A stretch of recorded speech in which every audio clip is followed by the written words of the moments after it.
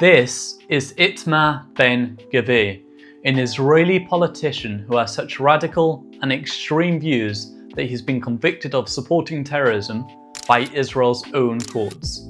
Fast forward to today, he now has a high-ranking position in Israel's government as the Minister of National Security, where he oversees the police force. And for a while, he personally held the power to bring down Israel's government. What actually makes him so radical, and how did he manage to get so much power? We'll explore all of that in this video. To explain Ben-Gvir's beliefs, we need to go back to 1994. It was Ramadan, the holiest month of the year in Islam, and 800 Muslims went to pray in a mosque in the Cave of Patriarchs, a very sacred site for several religions, which is based in the West Bank. But as they were praying, they were interrupted by an Israeli soldier who waltzed through the door.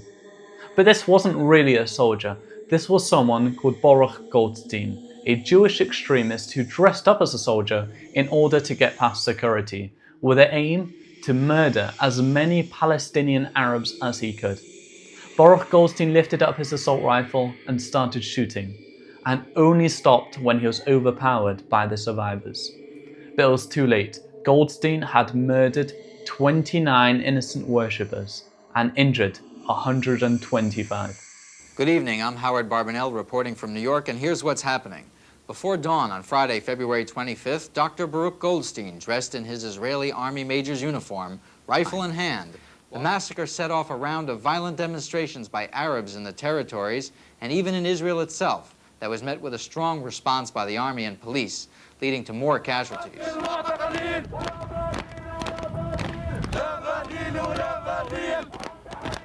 The government of Israel and the citizens of the State of Israel severely condemn this terrible murder of innocent people. This was more than just a horrific terrorist attack. This was likely done with the intention to try to pause or stop the Oslo Accords, a revolutionary deal which, if successful, would have created an independent Palestinian state. And Israel's Prime Minister at the time, Yitzhak Rabin, had been working very hard to get this peace deal done. So after Baruch Goldstein committed this horrific terrorist attack, Israel's Prime Minister called the leader of the Palestinian Liberation Organization, Yasser Arafat, to express his condolences and to specifically mention that this attack was done by a single lone extremist, nothing more. Israel's Prime Minister then went on to ban a political party which was associated with and supported Baruch Goldstein's attack. This party had been founded by someone called Meir Kahane and was so extreme that it had already been banned a few years prior. But Israel's Prime Minister now took it a step further and at this point declared it as an official terrorist organization. All of this happened in 1994, over 30 years ago. But ever since then, there's been a very small minority of crazy, radical Israelis who have supported Baruch Goldstein. One of these radicals is Itamar Ben-Gvir. Yes, Ben-Gvir, Israel's current Minister of National Security, looks up to this terrorist who slaughtered 29 Muslim Arabs in cold blood. חלוק של רופא, מדים של סרן, כידוע דוקטור גולדשטיין נכנס עם מדים של סרן למערה. כמובן אלמנטים של רפואה, זקן פאות כמו של דוקטור גולדשטיין. הגיבור שלי זה דוקטור גולדשטיין, ואני מחפש לדוקטור גולדשטיין, לגיבור שלי. Ben-Gvir also hung up a picture in his living room of Baruch Goldstein, so every day he could walk past Baruch Goldstein and he could look up to what this terrorist did. Ben-Gvir only took down this picture a few years ago. And on another occasion, the Israeli newspaper Haaretz wrote about a memorial service for Meir Kahane, the leader of the political party which was designated as a terrorist organization after supporting Goldstein's attack. Who spoke in this memorial service? Ben-Gvir.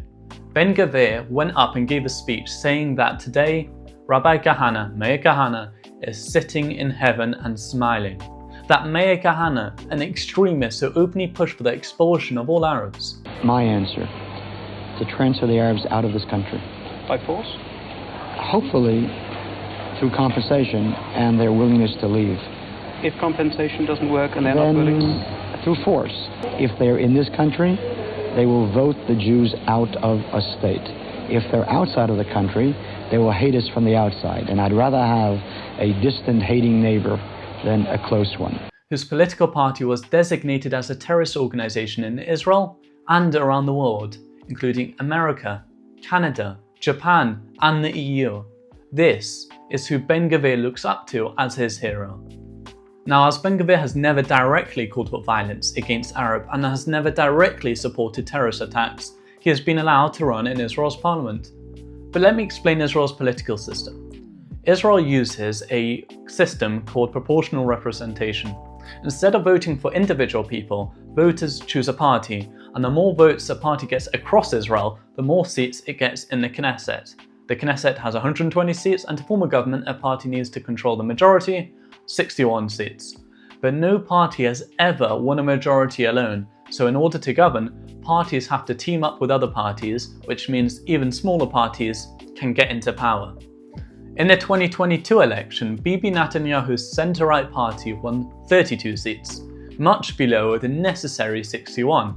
So Netanyahu went to different people on the right, such as Ben-Gvir's party, who won 6 seats, Bezalel Smotrich, who won 7 seats, the Shas party with 11 seats, and offered them each positions to join his coalition. This is probably where he promised Ben-Gvir to become the Minister of National Security. And after doing all of this, Netanyahu managed to scrape together 64 seats and was able to form a government. But if Ben-Gvir's party were to leave at any time and take away the 7 seats he controls, the government would collapse as they don't have enough seats. So Ben-Gvir was not only given a senior role, but also had the power to single-handedly bring down the government. So Netanyahu had to listen and agree to many of his demands. Only recently did Netanyahu manage to convince another party with 4 seats to join the government, so now they're on 68 seats, and even if Ben-Gvir left, there wouldn't be any issue and the government would be able to continue. So essentially, Ben-Gvir could be as extreme and as radical as he wants, and it almost doesn't make a difference as long as he holds the necessary seats Bibi Netanyahu needs to form a government. This is true double standards, as the Israeli population would never ever stand for a Hamas sympathizer to get into government. But because Ben-Gvir only looks up to Jewish extremists, then it's not so bad. As I wrote in the Times of Israel, had Ben-Gvir admired Hamas, a terrorist organization which kills innocent civilians, the entirety of Israel would have erupted in outrage. Why the double standards? Where is that outrage now?